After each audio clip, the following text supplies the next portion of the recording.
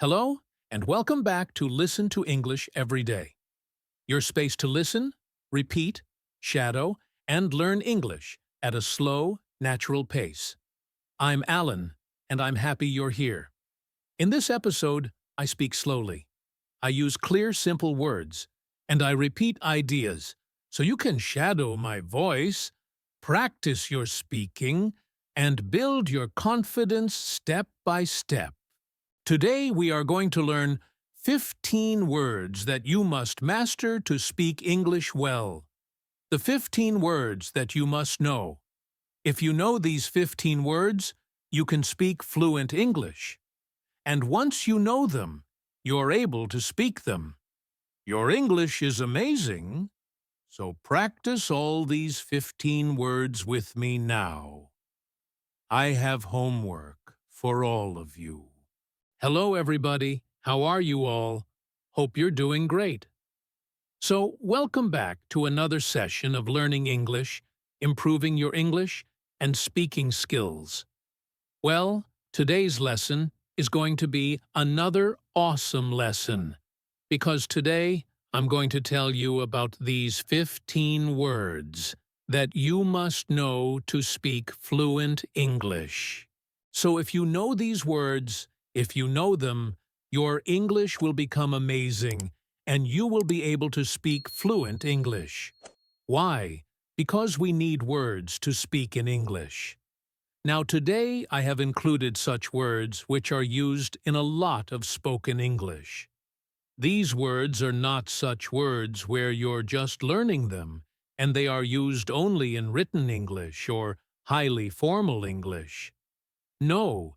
These words are something that is a part of your advanced English, yet they are used in everyday conversations, and they're used a lot in day-to-day life. So these words will make you speak fluent English. Are you all ready for this? And before beginning, please subscribe to the channel so that you can get all the lessons that I post for you on this channel. Please like the video and share it with your friends too. Okay, now coming back to today's lesson, let's get started with these awesome 15 words. 15 essential words that you must know. And if you know them, your English will become amazing, and you will speak fluent English. So let us begin with all the 15 words. Let's get started. Word number 1, listen carefully, everybody. It's Rosy. Now, you must think Rosy is a very easy word that's kind of a shade of a color. The pinkish shade, pinkish hue. Well, that's true. That is true. But do you know Rosy has another meaning?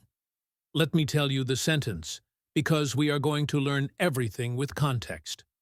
The purpose of today's lesson is to learn this vocabulary with context, because only then you will be able to speak it.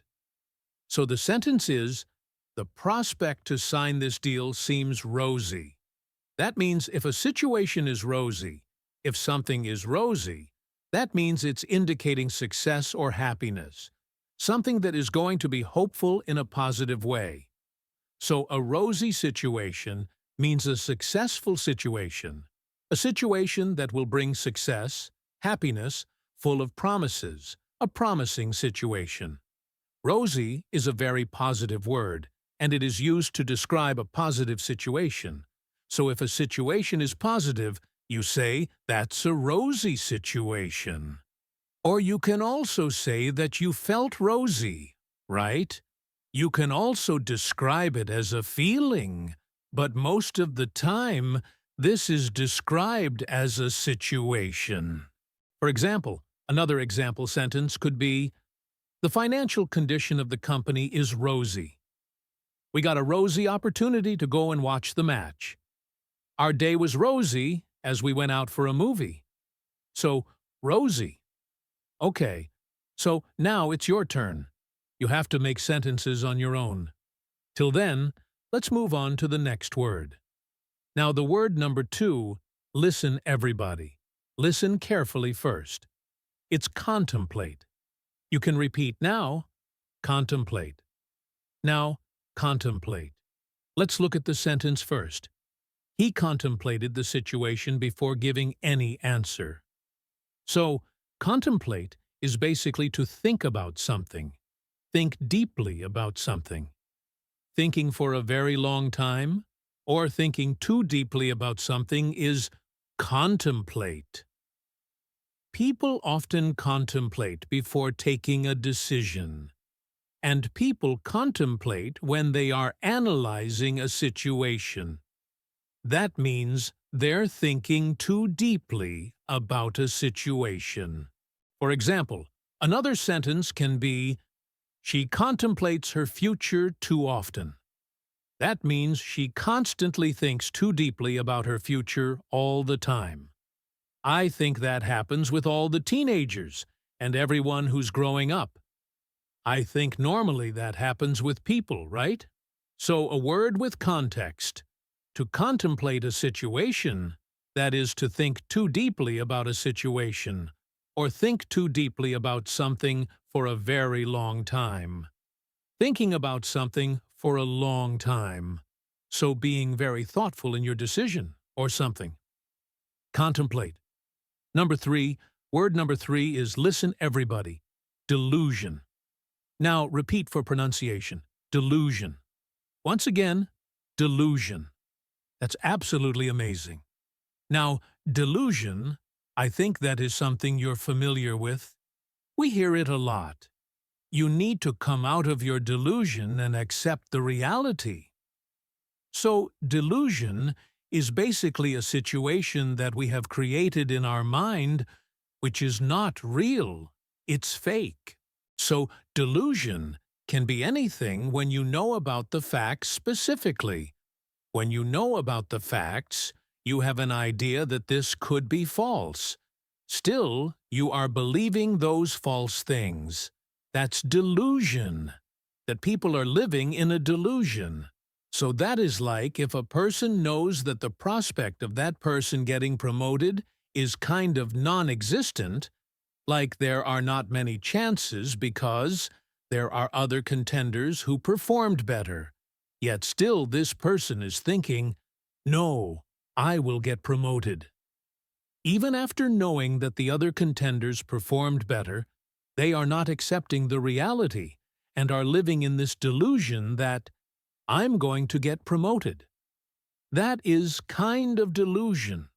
You know the facts, yet you want to live in that fantasy or the fake world that you have created. That is delusion. So yeah, you use this word now correctly. That is delusion. Another sentence could be, he's being delusional to think that he will get promoted. So delusional is basically an adjective you're using, and delusion is the noun. Same word, but different versions. So we know that we can use a word in many ways. Delusion, delusional. When you don't want to accept reality, that is the word. Now word number 4. Listen carefully, everybody. Blemish. Repeat after me. Blemish. Yes, once again. Blemish. Excellent. Now, blemish. For that you need to hear the sentence, there was no blemish on her beautiful white dress. Now, blemish on a white dress means a mark or a spot. So, blemish is basically to spoil an appearance by a spot or a mark, and that spoils the appearance of something. A blemish can be the spot of ink on the white dress. It can be the spot of something you eat that might have fallen down. So, there was no blemish on her beautiful white dress. It was not spoiled, without any mark or spot. Blemish is like a spot in the appearance. Blemish is also used for situations. For example, a particular situation is spoiled by a particular action. You can say it's blemished. It means everything was so good, everything was going so well, and then something happened that was a blemish in the whole event or situation. For example, everything is going well. You might be taking a decision for a project, and suddenly one of the team members who is performing really well and giving ideas is replaced by somebody else. You still have the project, and everything is going well, but because that one person was replaced, you were not able to meet the deadline. That means the changing of the team member was a blemish, as the team missed the due date for the project. So that is how you're forming sentences for the word blemish. It's a word that you can use anytime you want to refer to a situation or if you want to talk about appearance like clothes. Use the word blemish. Word number 5. Word number 5. Listen carefully, everybody, and that is fiasco. Now, fiasco. This word is kind of popular these days when you speak English. You'll hear it a lot in spoken English. Repeat after me. Fiasco. Okay, what is the meaning of fiasco? Let's listen to the sentence first. The whole meeting ended up in a fiasco. So, fiasco is basically a kind of disaster. Not a natural disaster, obviously. A disaster that means a very bad situation. Something that ends up in a bad way or not as expected. You can say it's kind of a mess. You know when you want to say, this situation is such a mess, we're not able to understand what's happening. That is a fiasco, a complete failure, a disaster of a situation. For example, the whole meeting ended up in a fiasco. Maybe because people were not able to take a decision, or there were so many conflicting ideas that the meeting ended up in an argument and no result. That means it's a fiasco, right? A complete failure, a disaster of a situation. It's used a lot in business English. It's used a lot to describe a situation, anything that is happening, and you want to describe it. Use the word fiasco. Fiasco is always used in reference to a situation, a particular situation, or a particular happening. Another example could be, the party turned into a fiasco because two people started arguing. So, fiasco is like everything was going great, and then suddenly everything went downhill. Everything was a mess. That is fiasco. Next word, word number 6. Word number 6. Listen carefully, everybody. It's an easy word. Root. Now, root is very easy. It's simple. A root is basically the base of any plant, right? The long roots that go inside the land, the soil, and that help a plant grow. Yeah, that is the meaning of root. But root has another meaning in conversational English. Root also means the cause of something, specifically the cause of any problematic situation, the cause of any problem. It explains why something is happening. There is also a particular phrase known as root cause. Root is basically when you want to find out what has actually led to a particular situation, the beginning of something where everything began from, or what was the cause or reason. That is root. For example, we need to find the root cause of the delay immediately. Let's organize a meeting to discuss the root of this particular issue. So the root of the issue means the cause of the issue. What is causing this particular issue? Root cause is a phrase we use a lot. Root means the base or the cause of a particular issue, situation, or problem. Word number 7. Listen carefully, everybody. Word number 7 is exaggerate.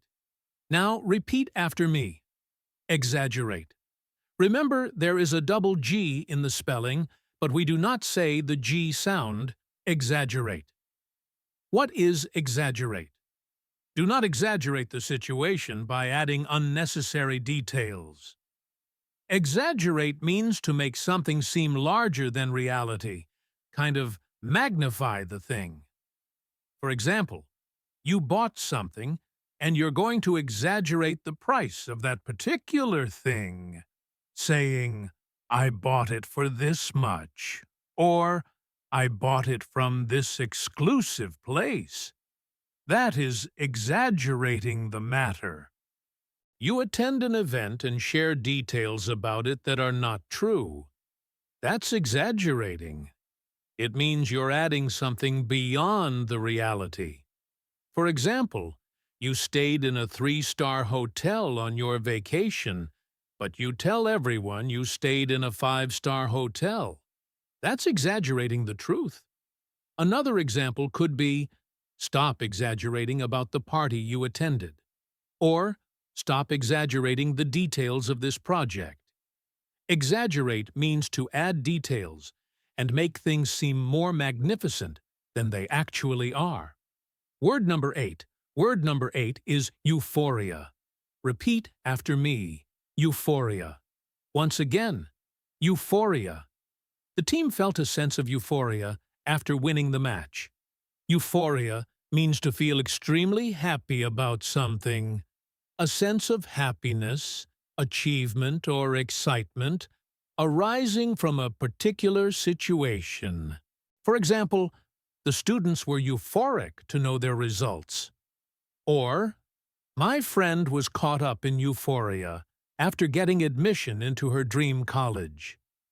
Euphoria is the feeling of extreme happiness you experience because of achieving something great. It comes from moments of greatness. For example, winning a match, getting admission to your dream college, or receiving excellent results after an exam. All of these situations can be described as euphoric, where you feel like you're on top of the world. Word number 9. Word number 9 is futile. Now repeat after me. Futile.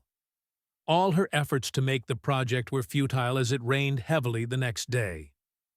Futile means useless.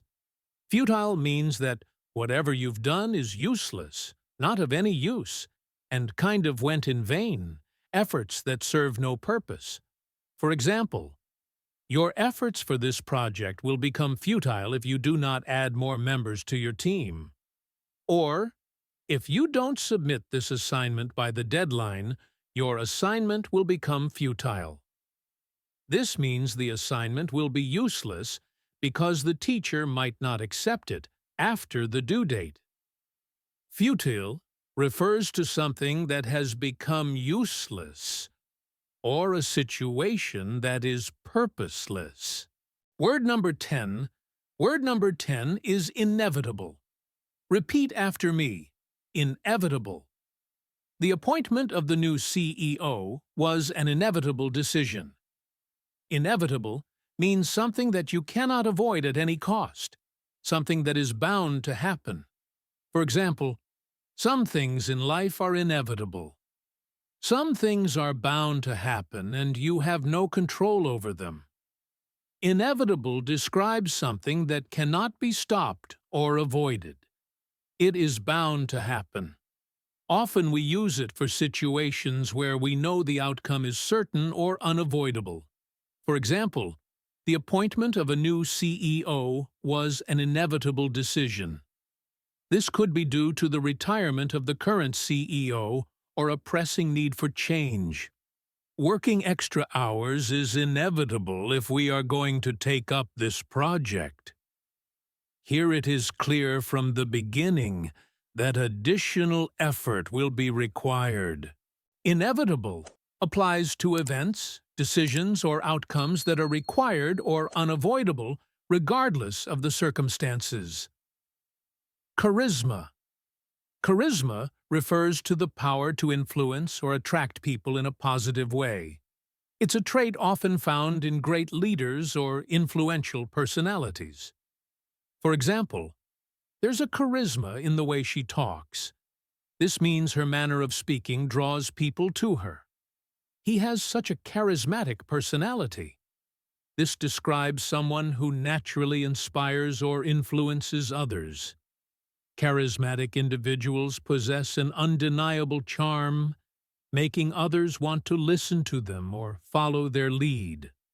For instance, many world leaders or successful entrepreneurs are described as having charismatic personalities, which contribute to their ability to lead or create significant change. Lure. Lure means to attract someone into doing something by offering them something appealing in return. It can also refer to the charm or appeal of a place or object. For example, she was lured into accepting the job due to a high salary package. Here, the attractive offer of a high salary convinced her to take the job. They launched a new advertisement campaign to lure customers.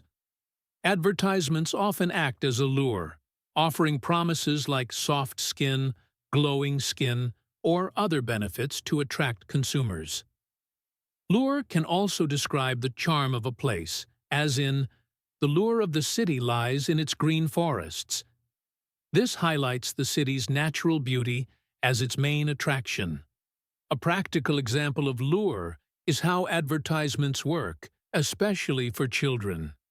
A child might see a toy commercial and feel irresistibly drawn to it, persuading their parents to buy it. This kind of attraction or persuasion, often by offering something desirable, is what lure encapsulates. Word number 13. Listen carefully, everybody. The word is wary. Repeat after me. Wary. Now, this is not very as in very much. No, it's wary with wary, as you can see. What is the meaning? Let me give you an example sentence for that. She was wary of traveling by public transport at night. Wary means to be cautious about something, like avoiding it, being aware or protecting yourself from it. For example, she's wary of approaching new people in the town. This could describe a person who has just moved to a new town, maybe for a job, and feels cautious about approaching others because they don't know how people might react. Wary can also mean you don't completely trust a situation or a person. For example, you should be wary of strangers who offer you something to eat. This is a kind of proverb or advice often given to children for their safety. Being wary means being cautious or skeptical about something or someone. Word number 14. Listen, everybody. The word is vibrant. Repeat after me. Vibrant. The painting was full of vibrant colors. Vibrant means bright and full of life. It can also refer to being full of excitement, energy, or enthusiasm. For example, look at the vibrant flowers spread over the garden. The flowers are full of life, colorful and beautiful. She has such a vibrant personality. This describes someone full of energy, positivity, and enthusiasm. Vibrant applies to situations, personalities, or objects that are lively, energetic, or colorful. Word number 15. The word is enigmatic. Listen carefully. Repeat after me. Enigmatic. We participated in a treasure hunt, which was an enigmatic experience for us. He has an enigmatic personality. She's kind of an enigma to everybody. Enigmatic means mysterious, something or someone with an aura of mystery. For example, introverts with great personalities are often considered enigmatic because they keep to themselves but still exude intrigue. The novel is full of enigmatic situations where you want to know what's going to happen next. The character of Edward Rochester in Jane Eyre is shown as having an enigmatic personality, full of mystery and complexity. Enigmatic refers to anything that feels mysterious or puzzling. These were all the 15 words you must know to speak fluent English. Practice these words and create 2 sentences for each, as homework to solidify your learning. Keep practicing, keep learning, and I'll meet you again with a new lesson. Till then, take care everyone, and bye.